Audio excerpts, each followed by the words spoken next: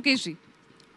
चंद्रशेखर जी, राहुल गांधी लगातार आरोप लगा रहे हैं नरेंद्र मोदी और उनकी सरकार पे कि एक दिन वो आरक्षण खत्म कर देंगे, वो आरक्षण विरोधी हैं।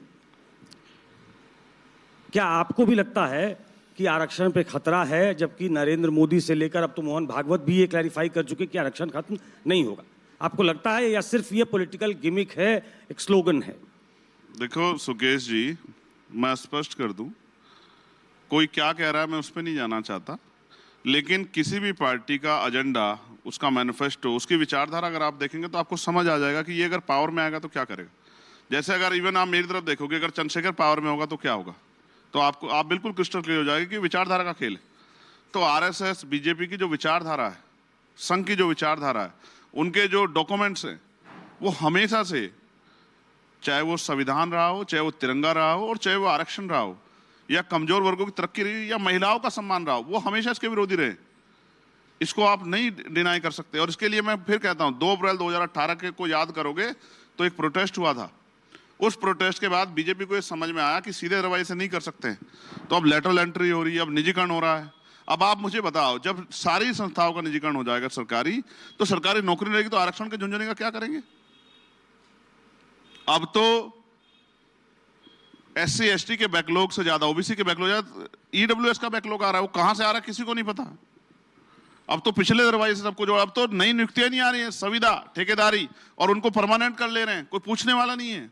तो आरक्षण ये तो मैं अपने लोगों को कहना चाहता हूं। दो राष्ट्रीय पार्टियां जो हैं, कांग्रेस और बीजेपी, आप किससे मानते हो कि अंबेडकर की विचारधारा को वो ज्यादा मानते हैं, कांग्रेस या बीजेपी? नहीं, आजाद समाज पार्टी के अलावा कोई नहीं मानता है। उनका फोटो सब लोग लगाते हैं, उनका फोटो सब लोग लगाते हैं, उनके सिद्धांतों की बात मुंह से, मंच से बहुत करते हैं, लेकिन जब आप पार्टी अपनी उसमें होते हो सरकार में, तब लागू कराने की हिम्मत नहीं जुटा पाते।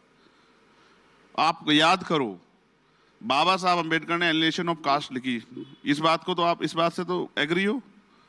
तो कांग्रेस के मैनिफेस्टो में कभी रहा हो जाति का विनाश? तो आप मुझे बता दो। जो बाबा साहब अंबेडकर का सपना था कि जाति विहीन समाज बने, तो कांग्रेस किसी लीडर ने उसकी पहल की, तो आप मुझे बता दो। और भाजपा के लोग तो कर ही नहीं सकते। अगर आरएसएस भाजपा के लोग, जैसे एक विषय आया था, तो मुझसे मीडिया में किसने पूछा, मैंने कहा कि मैं जिससे उम्मीद ही नहीं करता कि वो बाबा साहब अम्बेडकर सम्मान करेगा, मैं इस पर क्या बुरा मानूं। चलिए, कांग्रेस बीजेपी को छोड़ दीजिए, अखिलेश यादव जी के बारे में क्या राय है आपकी? आप महापुरुषों के नाम पे जितने जिले बने थे, सबका नाम बदल दिया, और सहारनपुर में तो झगड़ा करा दिया एक, कि मान्यवर काशीराम साहब के नाम पे जो बना था, जो एक मेडिकल कॉलेज बना, उसका नाम बदल दिया। एक इस्लामिक स्कॉलर है, उनके नाम पे रख दिया कि एक झगड़ा हो जाए।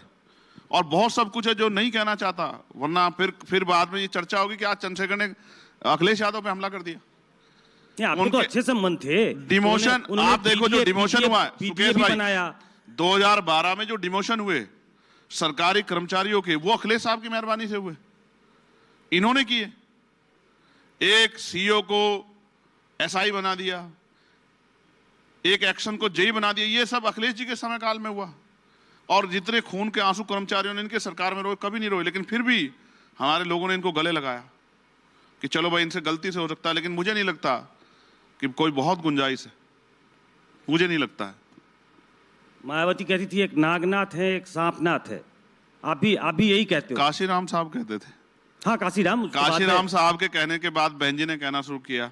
और मैं फिर कह रहा हूं, अब हम उनसे नहीं लड़ रहे, अब हम अपने लोगों से लड़ रहे हैं कि हमें पावर चाहिए, क्योंकि जो हम करना चाहते हैं, जैसे मुझे अगर यहाँ कुछ चेंज करना है, तो जब तक मेरे पास यहाँ पावर नहीं, मैं कैसे कर दूंगा?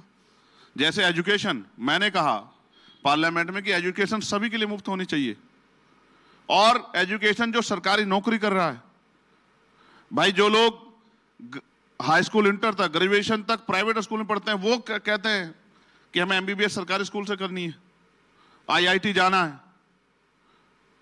मैं आपको इसलिए बात कह रहा हूं कि जब तक सरकारी कर्मचारी से लेके और सरकारी स्कूल में पढ़ने वाला बच्चा, सरकारी अधिकारी, कर्मचारी और नेताओं का, चाहे वो किसी पोस्ट पे हो, और आम किसान का बच्चा सरकारी स्कूल में नहीं पढ़ेगा, तब तक कोई बहुत बदलाव नहीं हो सकता। क्योंकि आज प्राइवेट सेक्टर इतना बड़ा खड़ा हो गया है कि वहां से गरीबों का बच्चा मुकाबला नहीं कर सकता है।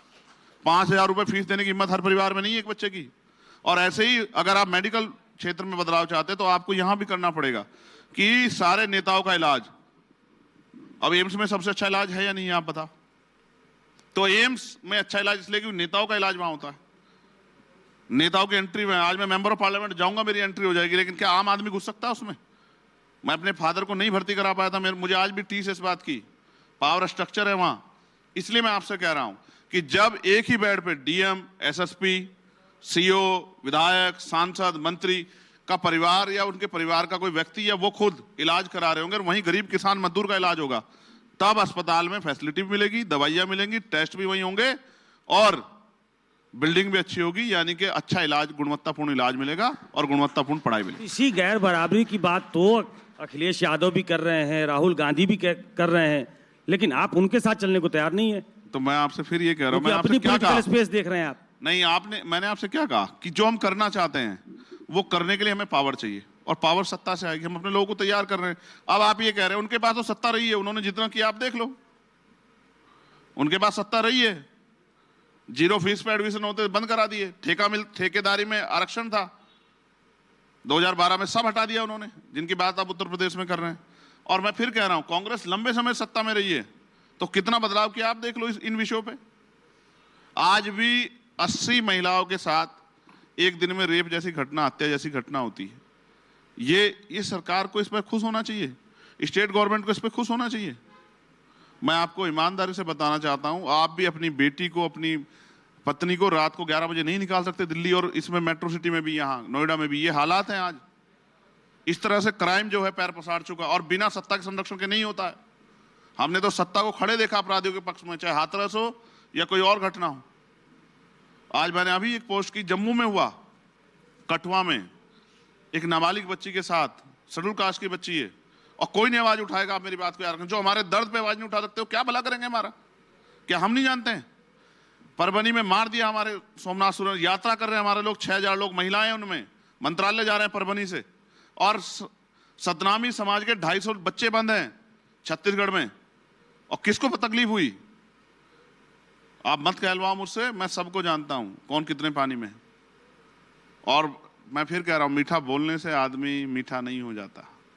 अपने फायदे के लिए तो बहुत लोग मीठा बोलते हैं, अपने फायदे के लिए तो चुनाव में जाके हमारी बस्ती में बहुत लोग घूमते हैं, हमारे बराबर बैठते हैं, अपने घर से खाना लाते हैं, हमारे बीच में बैठ के खाते हैं, अपने घर से पानी लाते हैं, अपनी गिलास में बैठ के हमारे बीच में पीते हैं।